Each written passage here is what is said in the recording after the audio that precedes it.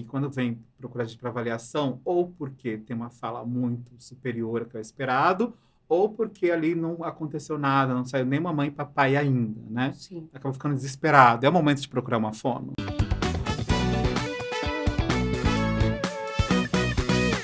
Olá, chegamos aqui no nosso novo episódio do podcast Unicamente e hoje vamos falar sobre linguagem, comunicação e voz, uma das maiores especialistas sobre o tema no país. Então, para pensarmos juntos sobre isso, eu chamei a Lucila Rossiti, nossa fonoaudióloga maravilhosa, tem experiência com voz, diagnóstico de TEA, intervenção em linguagem.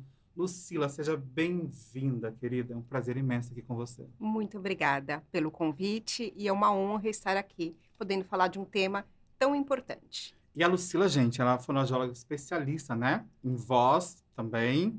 E tem formações várias, em várias áreas. Sou fã da Lucila há mais de 10 anos. Eu não vou contar o tempo todo, para não parecer que a gente É é velho, né, Lucila? verdade, verdade. Mas, Lucila, me diga, qual que é a importância da linguagem, da comunicação para a humanidade? Se a gente pensar, né, a importância da linguagem, nós nos diferenciamos, né, das demais espécies pela nossa habilidade e a possibilidade da linguagem, né? A linguagem é extremamente rica e ela tem uma conexão muito grande com as questões cognitivas. Eh, Nós somos o que somos pelo desenvolvimento da linguagem. Através da linguagem, eu ganho, eu tenho conquistas, eu me comunico. A comunicação, que é tão importante para o ser humano. Perfeito. E só para a gente já começar, já precisa de diferença aqui, diferença de linguagem e de fala. As pessoas confundem muito essas duas temáticas. Excelente pergunta, Dan. Na verdade, a linguagem, né, ela é um macro. A fala é uma parte da linguagem. Quando a gente pensa na linguagem, a gente tem várias sub-áreas, né? A linguagem é composta pela parte fonológica, que de fato é toda a questão que envolve a fala, o ato motor em si. Então, a fala é um ato motor. Mas para a linguagem eu preciso de uma parte que é a base total da linguagem, que é a pragmática, né? A gente precisa da pragmática, que é a função da nossa linguagem, para desenvolver, né, a nossa comunicação. Eu preciso também da parte da sintaxe e da morfologia, que é a gramática, né? De uma forma mais simples, é a gramática. Quando a gente vai conversar, né, nossa fala é composta, né, de sujeito, verbo, objeto, e eu preciso desse desenvolvimento, né? Se eu não tiver isso, a minha fala não vai ser adequada, né? E, além da morfossemântica, né, da morfossintáxica, a gente tem a semântica. A semântica é o conteúdo, o que eu sei do mundo. Eu sei todas os nomes de roupas, de vestuário, eu sei os nomes de transportes, então eu preciso da semântica. Então, se a gente pensar, a fala é só, né? É um ponto importante, mas as pessoas consideram ela como a única, né? E a linguagem ela é muito mais. Eu preciso de um desenvolvimento de linguagem completo para que a fala surja. E como está esse desenvolvimento de linguagem na primeira infância? Como, é linear, assim, tem os marcos que todo mundo vai alcançar ao mesmo tempo? Como que acontece isso? Então, de uma forma geral, né, nas crianças típicas, a gente tem alguns marcos e momentos importantes. Obviamente, o desenvolvimento é o único, mas a gente consegue, né, entender se aquela criança está se desenvolvendo bem quanto aos aspectos de linguagem. Se a gente pensar desde bebê, né, o bebê tem uma comunicação. Então, quando de 0 a 2 meses, é uma comunicação um pouco mais reflexa, mas o choro começa a ser diferenciado, né? Então, um bebê chora e a mãe sabe identificar quando é um choro de fome, quando é um choro porque está sujo, né? A partir de 2 meses, aí a gente vai vai ganhando em questões de linguagem, né? O bebê ainda a gente chama de que é um desenvolvimento de linguagem que ainda não tem tanta função comunicativa, mas ele começa a ter sons, né, elaborar, e a gente chama de balbucios. Então, começa a ter vocalizações. Então, isso tudo é importante. Com 6 meses, tem uma interação, né, entre mãe e bebê. E aí a gente vai tendo ganhos muito importantes. Então, quando a criança está com 1 ano, a gente já espera palavras, né? Então, a gente espera de 10 a 12 palavras para uma criança de 1 ano. Uma criança de 2 anos, ela tem que ter 200 palavras. E uma de 3 tem que ter 1.000, E a gente fica 1.200. contando essas palavras para saber que você tá Isso, ok? É de possível repertório. A gente fazer faz isso? testes, né? E a partir de entrevistas familiares, gravações, mas principalmente de uma visão global, a gente conta o número de vocábulos da criança para saber. Óbvio, quando a gente, né, eu como fonoaudióloga, né, que trabalho com os atrasos, né, com os transtornos de linguagem, eu recebo as crianças muitas vezes com pouquíssimas palavras ou nenhuma. Então, aí a gente vai ganhando nesse sentido, mas é feito sim contagem de vocábulos, né? Só que, obviamente, com uma criança com 3 anos, não são só palavras isoladas, Sim. né? Uma criança de 2, na verdade, ela já fala frases, então ela consegue falar frases de 2 a 3 palavras, Então, né? os pais em casa conseguem perceber se o desenvolvimento é adequado, se tem algum atraso ali, ou se tem alguma coisa ali muito precoce também, né? Isso chama Sim, bastante atenção a linguagem. Eu tenho sim. acompanhado que quando vem procurar a gente para avaliação, ou porque tem uma fala muito superior ao que é o esperado, ou porque ali não aconteceu nada, não saiu nem mamãe e papai ainda, né? Sim. Acaba ficando desesperado. É o momento de procurar uma fono. Na verdade, eu costumo dizer, quando os pais chegam, né, muitas vezes no consultório, existe o medo de ouvir, né, de perceber que de fato existe o atraso. Mas para aquela mãe chegar no meu consultório, ela já sofreu uma série de angústias, né, e ela já percebeu que não está legal. Então, é óbvio que a mãe não vai contar quantas palavras, mas ela vai perceber sinais, né? São claros os sinais, às vezes.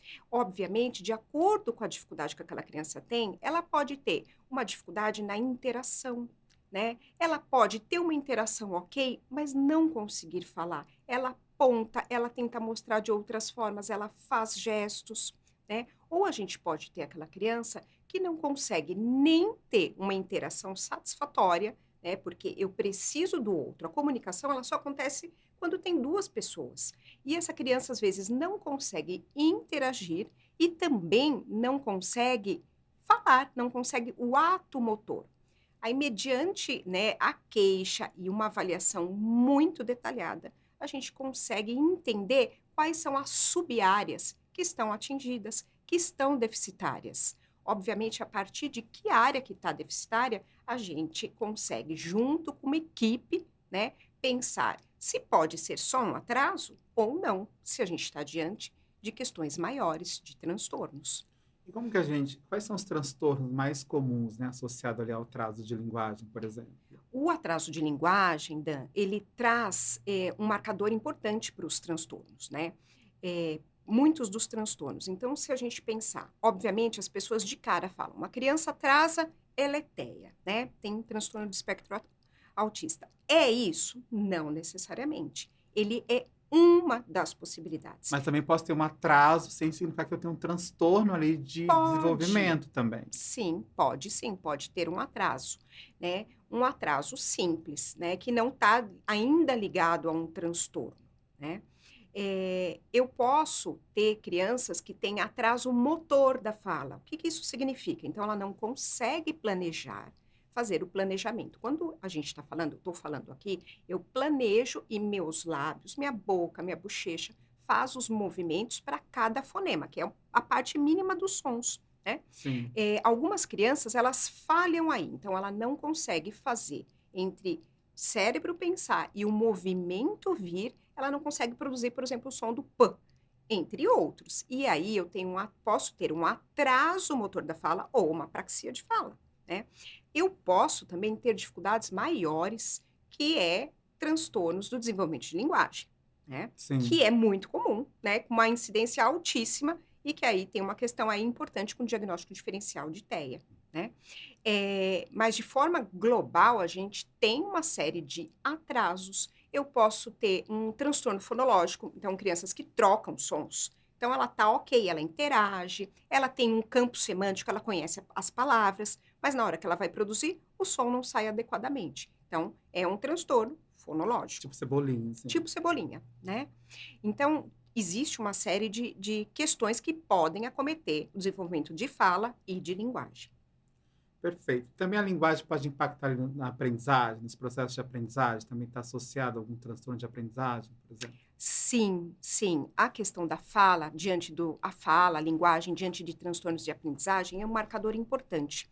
Eh, Pode ocorrer de uma criança ela só chegar quando ela está na idade escolar, que começa a apresentar dificuldades importantes aí no processo de aprendizagem, chegar para o fonoaudiólogo só nesse momento? Pode. Mas quando a gente vai colher aí a história, provavelmente, né, essa família vai trazer que teve um atraso, demorou mais para falar, era uma criança, às vezes, um pouco mais lentificada nos raciocínios, no responder as perguntas, né? Então, tá ligada. E se a gente pensar, a linguagem, né, ela pode ser a linguagem oral ou ela também pode ser a linguagem escrita. Escrita. Por isso que o fonoaudiólogo trabalha. Muitas vezes as pessoas perguntam, mas o fonoaudiólogo trabalha com leitura escrita? Sim, porque é uma linguagem, eu me comunico pela leitura e pela escrita, né? Então, eu tenho sim uma alteração possível que acometeu lá na infância questões orais e depois ela veio para a escrita. Então, a gente pensar todo no funcionamento cerebral, né? A gente está dentro da mesma área, né? Então, pode ser sim que tem esse histórico aí e vai prejudicar muito provavelmente as questões aí de aprendizagem. Sim. Você falou sobre a questão do diagnóstico diferencial, né? Transtorno de linguagem, com o autismo ali. Existe uma confusão muito grande, porque a gente sabe que transtorno TEA é uma questão muito grande na comunicação. Mas as pessoas também têm uma dificuldade de entender o que é comunicação de forma geral e Sim. também essa comunicação mais refinada. Como que a gente pode falar para o pai hoje está ouvindo a gente? Como que observa que se de fato tem uma comunicação prejudicada mais voltada para o autismo ou para alguma outra questão? É possível fazer essa só pensando no diferencial, observando Só na isso? linguagem? Assim, hoje a gente sabe a questão da pragmática, como eu falei, o que que é pragmática? O uso funcional da linguagem. Eu me comunico por diferentes motivos.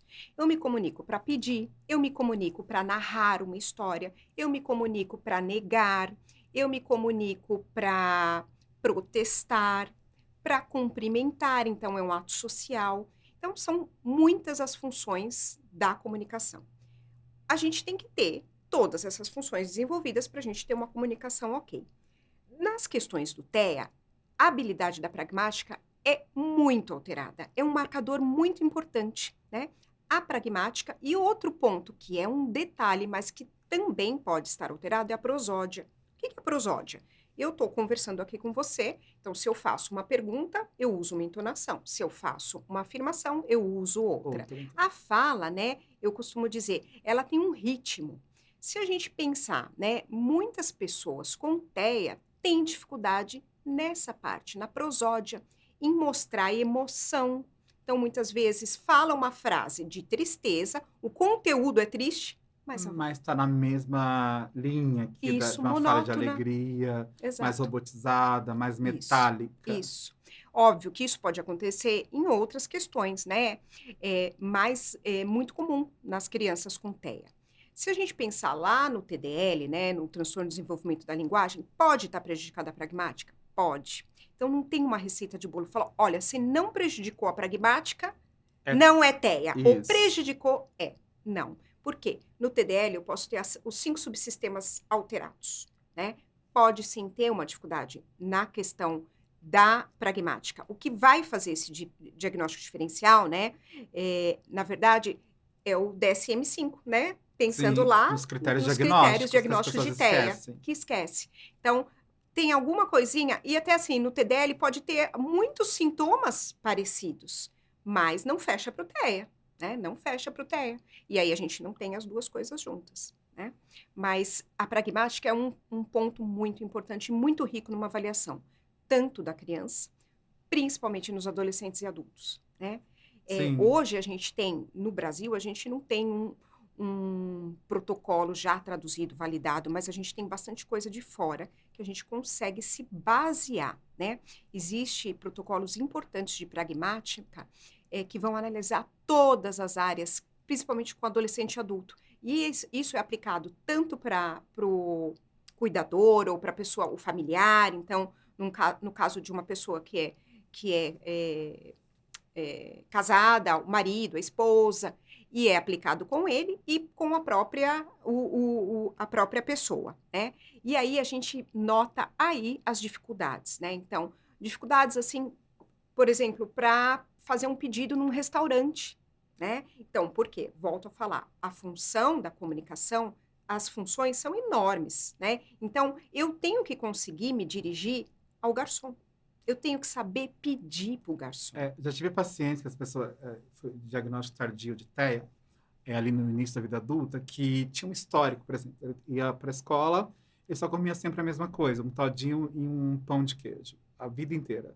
Educação infantil, ensino fundamental, ensino médio. Quando chegou na faculdade, ele também ele conseguia mascarar algumas dificuldades, ele passou a não comer mais, porque não tinha mais o todinho e o pão de queijo. Ele não sabia como pedir as outras opções ali. Isso é um exemplo clássico aqui de falha dessa pragmática. Exatamente, né? Então, ele não conseguiu resolver o problema, né? Falhou aí na resolução. Pode não ter o todinho, pode não ter o pão de queijo, mas ele não conseguiu nem elaborar isso para pedir numa lanchonete, de repente, um leite com Nescau. E aí ligaram, pode ser uma questão de como que restrição alimentar, de Sim, sensibilidade, na verdade não. Né? E sim, conversando com ele, eu falei assim, eu tenho vergonha de pedir, porque eu não sei como que vai reagir, eu não sei quanto custa, ou seja, uma dificuldade imensa. Estava isso. com 25 anos numa faculdade Sim, estava fazendo, acho que arquitetura. sim, E aí ele acabou fechando, porque ele passava fome, ele sim, não conseguia fazer isso. E é sim. possível treinar essa habilidade? Sim, é possível. Óbvio que a gente, quando pensa nesse tipo de treino, é um treino, às vezes, que a gente precisa acompanhar a pessoa, né? Estar presente, mas é possível ensinar isso, né? Essas habilidades. Um exemplo, né? Em um treino com um determinado paciente que eu atendo, a situação, problema era, veio um prato que tinha um cabelo na sua comida. O que você faz? Simplesmente, né, travou. Eu não faço nada, Antes eu faria um escândalo. né? Hoje não mais, É, eu fui isso. treinado, então, moça, Exatamente. tem uma coisa aqui. Exatamente, porque é uma habilidade de resolver lá. E envolve o que? A linguagem. Porque eu vou ter que resolver e eu vou ter que chamar alguém, né? Mesmo que eu decida comer aquilo, né? Ok, tudo bem. Ok. Mas, às vezes, não é o que ele quer fazer, Aí né? acaba um sofrimento Um aqui sofrimento, imenso, né? Não né? volta mais naquele lugar, Isso. aí não sai mais para jantar fora, não sai mais para almoçar fora, acaba Exato. impactando todo o Toda a social vida dele. social, né? Por quê? Porque a falha da linguagem, ela acarreta, assim, muitos prejuízos, muitos. Então, eu costumo dizer, quando a gente pensa, né, nesses transtornos que envolvem a linguagem, é um trabalho que vai perdurar por muito tempo, né? Quando é uma criança que chega, que ainda é não falante, né? Então, a preocupação da família é imensa. Mas depois, muitas vezes, ela desenvolveu a fala, ela está indo, só que ainda assim existem gaps nos outros subsistemas. E a gente tem que atuar nisso para impedir, na verdade, um sofrimento maior, né? A gente não procura normalidade, mas a gente procura funcionalidade. Eu preciso fazer com que essa pessoa se comunique de forma funcional, mesmo que para isso eu tenha que lançar mão de sistemas alternativos de comunicação. Todas as pessoas vão desenvolver a fala? Não. Lembra, Dan, quando eu falo Sim, que a fala é um ponto, algumas pessoas vão falhar nisso. Só que eu tenho os outros pontos e através de recursos alternativos, eu posso trazer a linguagem, a comunicação para esse sujeito. Comunicar é urgência, eu não posso esperar. porque até a comunicação ela acaba impactando ali nas suas relações, né? Então você não conseguindo se comunicar, você pode ficar um pouco mais estressado, mais irritado, mais Exato. agressivo. E a gente sabe que se você não tem uma comunicação assertiva, se você não consegue ler o ambiente, né? Ou Sim, se o ambiente não te lê de maneira adequada, existe aqui um gap entre as minhas necessidades que eu preciso aqui. Isso sim, vai gerar, de novo, sofrimento. exato. Mas também tem uma questão que eu vejo, Luciana, que as pessoas querem muito que as crianças têm dificuldade de fala, por exemplo, né? Sim, Pensar em um transtorno de autismo, por exemplo, sim, que tem uma dificuldade ali da produção do som, da fala. sim. Parece que o foco está muito mais nesse objetivo aqui. E não entende que existe um caminho aqui, uma estrada a ser percorrida até que essa fala de fato se concretize, ela aconteça, seja audível. Sim, é isso mesmo. E aí fica a angústia do esperando, eu falo, fica esperando a fala, né? Só que para que ela aconteça, né, e se de fato ela for acontecer, eu preciso dar toda uma escada para essa criança, né? Eu preciso desenvolver os pré-requisitos, né? Ah, tem pré-requisito para desenvolvimento de fala? Tem sim, né? Se a gente pensar lá no desenvolvimento infantil, quando eu estou lá na infância, eu fui adquirindo, então, a capacidade de interagir, de responder com o olhar, de compartilhar. Eu preciso disso na minha comunicação. E eu preciso desenvolver isso com a criança, para eu chegar lá na fala. Não significa que, ó, eu vou trabalhar agora esse degrauzinho, e eu não estou trabalhando o de cima. A gente trabalha no macro, eu trabalho tudo conjuntamente. Mas para que eu consiga chegar lá na fala, eu preciso percorrer uma longa estrada, né? E muitas vezes, nesse percurso, eu tenho sim que lançar mão do uso de uma comunicação suplementar ou alternativa, né? Que vai dar o quê? Eu vou mostrar para essa criança, ó, é assim que a gente se comunica. Você pode ter ganhos. É muito comum, às vezes, com uma criança não falante, e a gente introduz uma comunicação alternativa, a criança começa a vir a chave. Ela percebe, opa, isso tem poder. Eu não preciso chorar, eu não preciso me jogar no chão, eu não preciso ter uma crise para pedir a moeba, por exemplo. Né? Sim. Eu consigo tocar e o outro me responde de forma imediata. Por isso que a gente modela para que ela tenha isso e ela perceba. E muitas vezes é um fator que auxilia aí na chegada da fala, né? Quando a fala vem e surge. Então, às vezes, é muito importante que o profissional saiba o momento de introduzir, né, esses sistemas de comunicação alternativa, que são bem importantes, ao invés de ficar ali anos em terapia Isso. tentando acontecer. Na verdade, pode ser uma expectativa ali, sua, né, enquanto profissional, que talvez entender que você é milagroso, ou atender Sim, uma expectativa irreal dos pais, mas vocês podem ter passos mais. Não é nem retrocesso, né, Lucila? É o sim, passo adequado na hora correta, para que a exato. gente consiga chegar lá no final, que é essa Exato, fala. E exato. se chegar. Não dá para esperar, né? Eu falo, para a gente chegar nessa fala, né? Eu preciso ter outras ferramentas.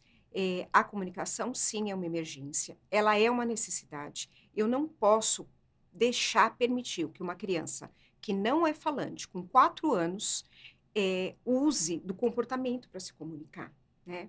É um Sim. sofrimento. Eu preciso promover outro tipo de comunicação. Isso não significa, né, que existe um mito de que vou introduzir um sistema de comunicação, essa criança não vai mais falar. Muito pelo contrário, os estudos, né, isso não é a Lucila que fala, né? Os estudos, né, dizem o quê? Não, se eu introduzo uma comunicação alternativa, essa criança tem muito mais chances de desenvolver a fala. Então, assim, eu recebo muita criança com 8 anos. Então, um profissional anterior, né? Ou vários, né? Não crianças que não fizeram acompanhamento. Nós estamos falando de crianças que fizeram acompanhamentos intensivos. Passou 8 anos esperando a fala para chegar em mim e ter a comunicação.